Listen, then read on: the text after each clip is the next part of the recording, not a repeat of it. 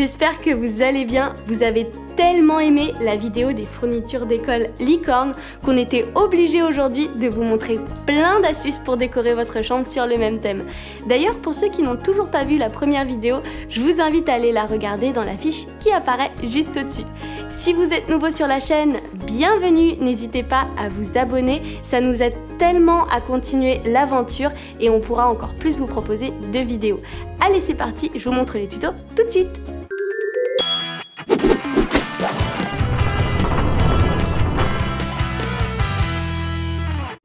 Pour le premier tuto, il te faudra cette petite licorne que tu retrouveras en description de la vidéo. Imprime-la, colle-la sur du papier rigide et colorie-la. Ici, on l'a fait à deux, c'était encore plus marrant. Découpe-la à nouveau et n'oublie pas de la faire recto-verso pour que ce soit encore plus joli. Ensuite, il te faut 8 petits cercles de 5 cm de diamètre chacun, plie-les en leur milieu. Assemble-en 4 premiers de cette manière avec de la colle en stick. Tu obtiens ainsi une demi-sphère que tu vas pouvoir coller au modèle de la licorne. Applique de la colle au dos de ta demi-sphère et place-la tout simplement au niveau du ventre de la licorne. Fais la même chose avec les 4 prochains sur l'envers de la licorne et applique-les cette fois-ci sur l'autre face de la licorne. Tu n'as plus qu'à faire un petit trou et à y passer un ruban pour créer ta suspension. Plie ton ruban en deux, passe-le à l'intérieur du trou et ensuite passe les rubans à l'intérieur de ta boucle. Et voilà, ta suspension est prête, tu n'as plus qu'à l'accrocher. Pour la deuxième idée, je te propose de faire une guirlande de fanions licorne. Bien sûr, je te propose de télécharger à nouveau les modèles que nous mettons à ta disposition en description de cette vidéo et ensuite colorie-les. Tu peux maintenant tracer des triangles isocèles. Les miens ont une base de 12 cm et deux côtés de 15 cm chacun. En tout, j'en ai réalisé 9 de couleurs différentes pour que ce soit encore plus joli. Découpe-les soigneusement. Et quand tu as découpé tous tes triangles, tu peux coller un joli ruban par-dessus à l'aide de colle forte. J'ai découpé tous mes petits dessins et ensuite je les ai fixés avec de la colle en stick. C'est tout simple et c'est vraiment une déco super jolie.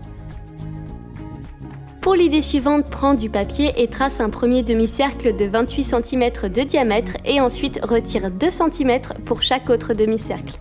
Découpe ton arc-en-ciel puis retrace la forme au crayon à papier sur du carton rigide type boîte de carton d'emballage. Il t'en faut 2. Ensuite découpe une bande de carton de 8 cm de largeur et casse le carton de manière à ce qu'il soit bien souple. Prends un crayon, fais des petites marques tout du long de la bande de carton et perce des trous en enfonçant tout simplement la mine à l'intérieur. Découpe les petits bouts de carton qui dépassent, ce sera beaucoup plus joli. Et ensuite, tu peux coller ta bande de carton sur tes demi-cercles. J'utilise de la colle chaude, mais tu peux aussi utiliser de la colle forte. Ça marchera très bien. Je vérifie que la taille de mes crayons passe bien à l'intérieur des trous. Et ensuite, je recouvre la création de papier.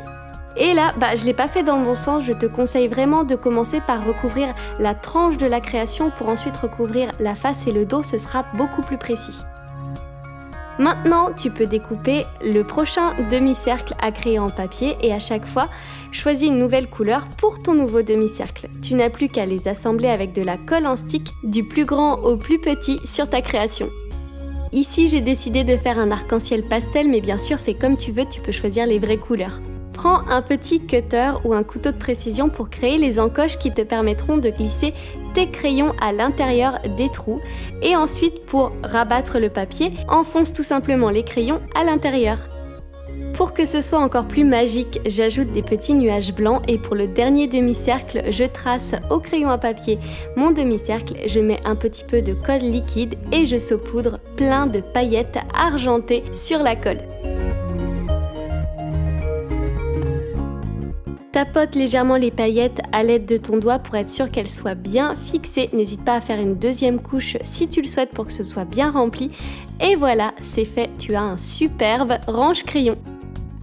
Idée suivante, nous allons réaliser un porte-bijoux très facilement. Tu auras besoin de pâte polymère ou de pâte auto-durcissante type Fimo ou EPAM ou encore que tu peux créer toi-même en regardant la vidéo dans la fiche juste au-dessus. Choisis tes couleurs, crée des petits boudins et ensuite entortille-les un peu comme une grosse guimauve.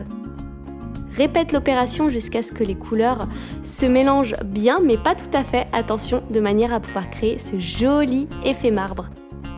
Ensuite, découpe un cercle avec un petit couteau ou un cutter. Si comme moi tu utilises un pot, fais bien attention en décollant ta création qu'elle ne se déforme pas. Maintenant, pose ta future assiette dans un bol, ça t'aidera à lui donner une jolie forme arrondie pendant la cuisson. C'est parti pour une cuisson à 110 degrés pendant 30 minutes, mais surtout surveille bien ton four. Ensuite, tu peux poncer légèrement ta création et pour que ce soit encore plus joli, tu peux ajouter un contour argenté ou doré. Ici, j'utilise un feutre permanent pour que ça tienne bien. Et voilà, ton porte-bijoux est prêt, c'est une idée super facile et super jolie.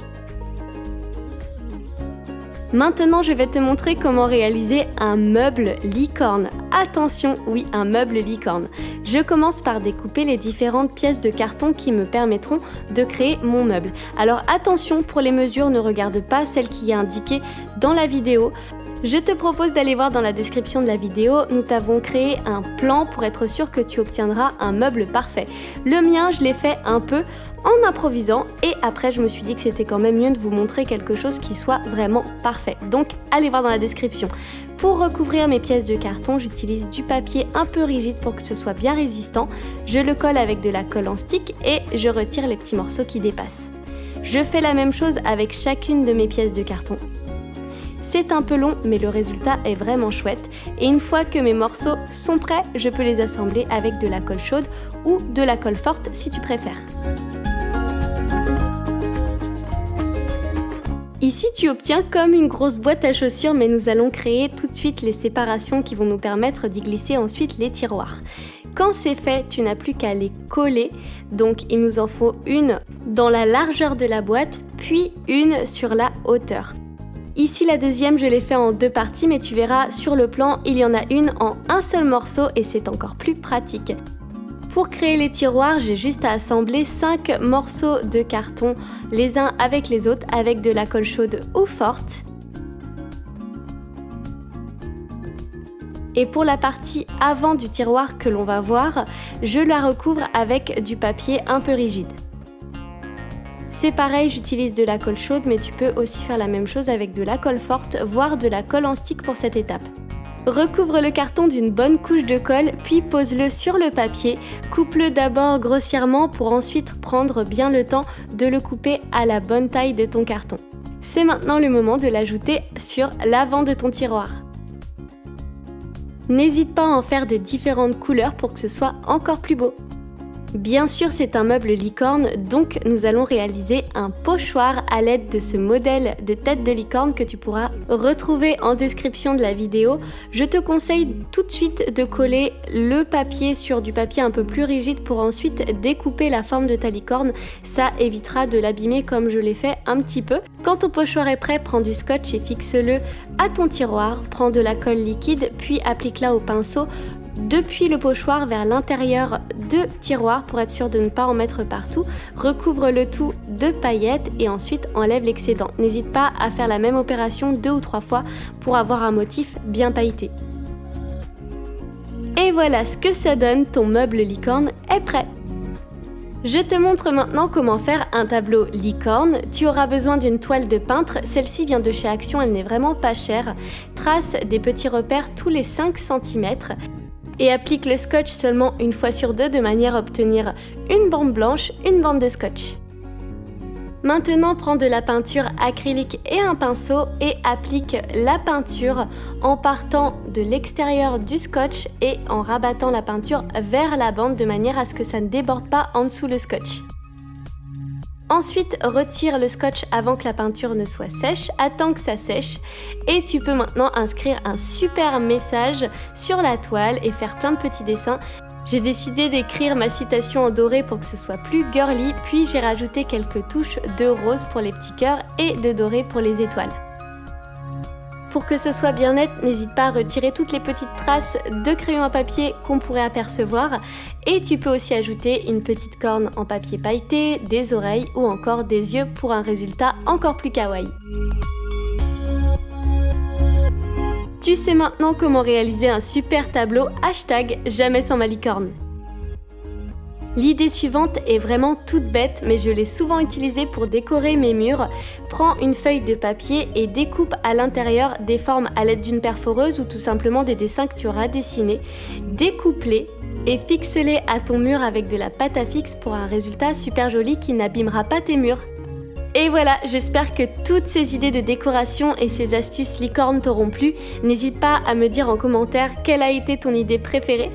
Et tu peux aussi m'envoyer les photos de tes créations à l'adresse kiddyfan@gmail.com pour que nous publions tes photos sur l'Instagram Kiddyfan.